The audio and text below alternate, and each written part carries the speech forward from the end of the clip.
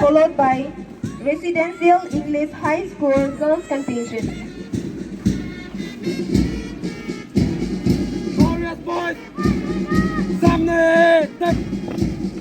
Followed by Hamlet Government Higher Secondary School Girls Contingent. Girls Contingent.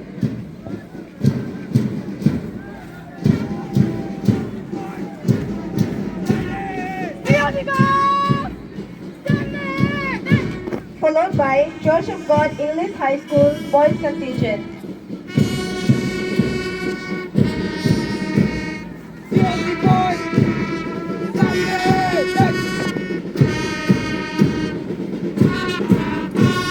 At the last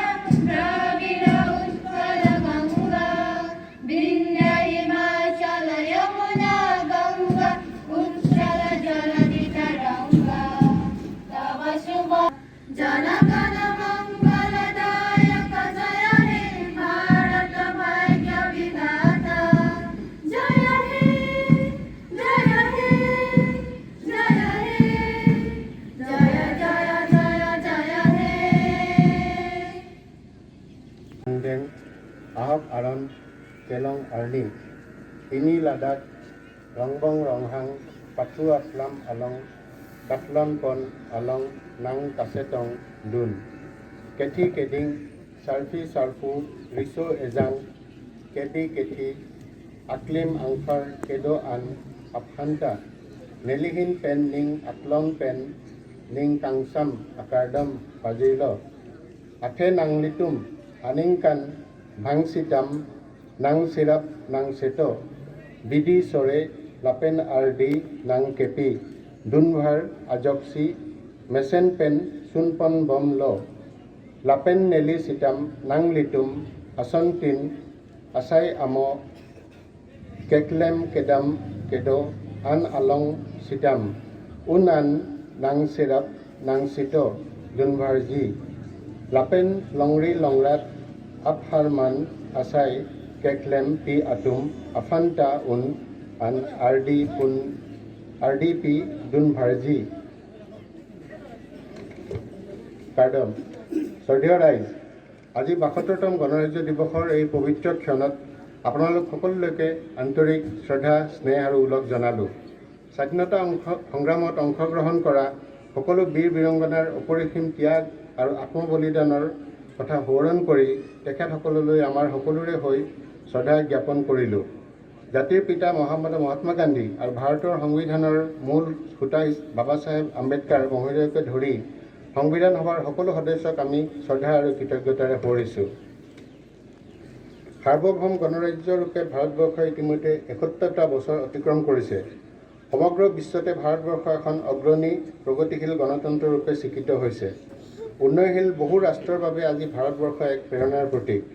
আমাৰ গণতান্ত্ৰিক শাসন ব্যৱস্থাৰ লগতে সামাজিক অৰ্থনৈতিক ক্ষেত্ৰত লাভ কৰা সাফল্যসমূহে বিশ্বৰ বিভিন্ন প্ৰান্তৰ অসংখ্যজনক উদ্বুদ্ধ কৰি আহিছে ভাৰতবৰ্ষৰ সূৰ্য উঠা পূব দিশৰ আমাৰ শ্যামলী অসমেও বিভিন্ন ক্ষেত্ৰত দুপদুপে প্ৰগতিৰ জখলাৰে উঠাবলৈ সক্ষম হৈছে যোৱা ৪টা বছৰত ৰাজ্যখনে বিভিন্ন ক্ষেত্ৰত সফলতা লাভ কৰিছে এই শিক্ষা যোগাযোগ স্বাস্থ্য আন্তঃগাঁথনিত আমাৰ ৰাজ্যই লাভ কৰা অগ্ৰগতিৰ খতিয়ান অনাগত দিনত অসম ভূমিক ভাৰতবৰ্ষৰ অন্যতম শ্ৰেষ্ঠ ৰাজ্যৰূপে নিশ্চয় স্থাপিত কৰিব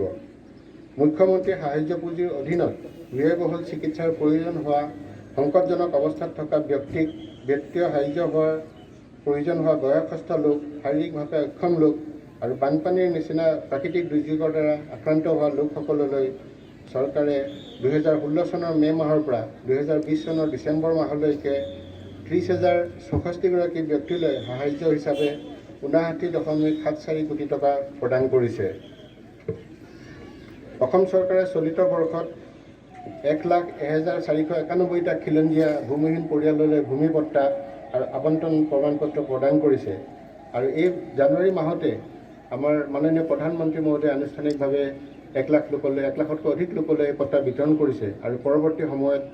কমে আৰু 1 লাখ লোকক এনে পট্টা দিবৰ বাবে চৰকাৰে লক্ষ্য স্থাপন কৰিছে।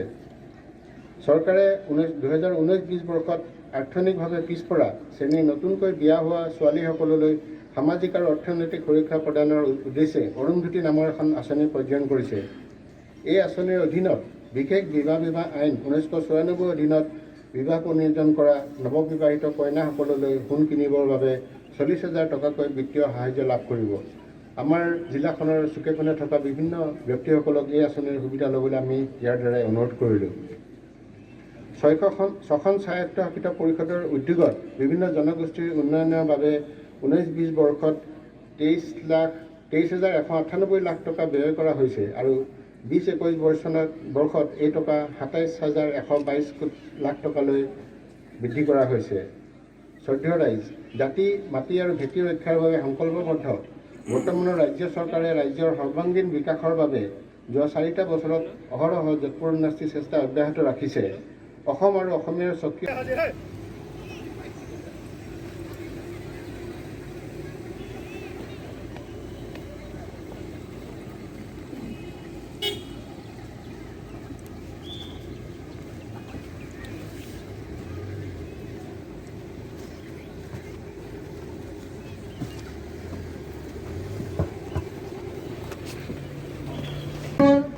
Girls contingent.